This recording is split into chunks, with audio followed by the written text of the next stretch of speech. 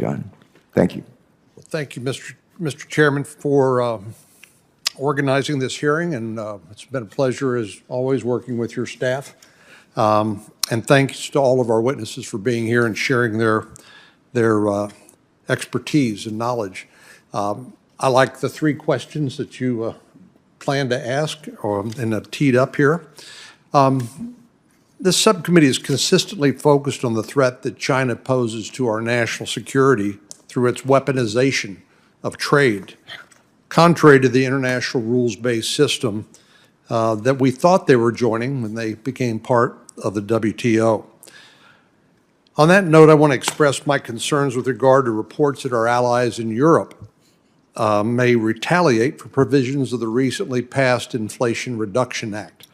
In the face of existential challenges posed by the Chinese Communist Party and its allies in the Russian Federation, a strong relationship with our partners in Europe is more important than ever.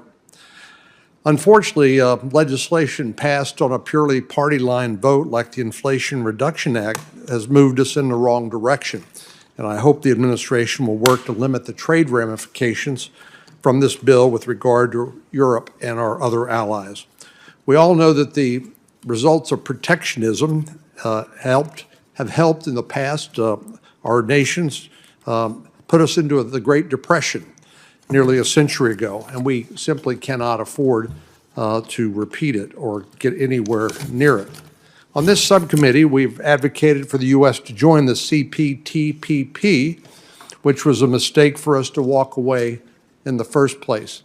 I was with Senator Haggerty, the former ambassador to Japan, now a member of this U.S. Senate, and Senator Cardin, our colleague on the Finance Committee, in Japan recently. Every single meeting we had with our Japanese government counterparts, they mentioned the TPP. And Senator Carper and I have written and spoken together on what a mistake it was for us to walk away from that. And my hope would be at some point we would get back in the game in Asia with the CTP. Would my colleague just yield for just a moment? Self-inflicted wound. Yeah, That's exactly what I discovered. I'm sorry. Thank you. Unfortunately, so far, the Biden administration has refused to reopen negotiations on that agreement. So we need to look to sectoral specific free trade agreements focused, for example, on digital trade. This was also part of the conversation we had with Ambassador Emanuel in Japan when we were there. As each of our colleagues know, free trade agreements passed through Congress are insulated from domestic political pressure. They provide long-term certainty for our businesses and reinforce the key economic relationships that we have with our friends and allies. We've also focused on China's use of censorship as a barrier to digital trade in particular. We see today how China is weaponizing its digital infrastructure against its own citizens by simply protesting in the streets. One of the first tasks we should explore is how to define digital trade, which is what Chairman Carper, the question he raised first, and appropriately so. For everything digital or virtual, from the cloud to artificial intelligence, there is obviously an underlying physical element. For digital trade, that medium is semiconductors. So maybe we should start by using that physical apparatus as a starting point for our discussions. The second area we should explore is how digital trade agreements help to solidify our relationship with our friends and allies against the threat posed by the Chinese Communist Party. So I believe any digital trade agreement with our allies and partners should include provisions that incorporate disciplines on semiconductors as part of it.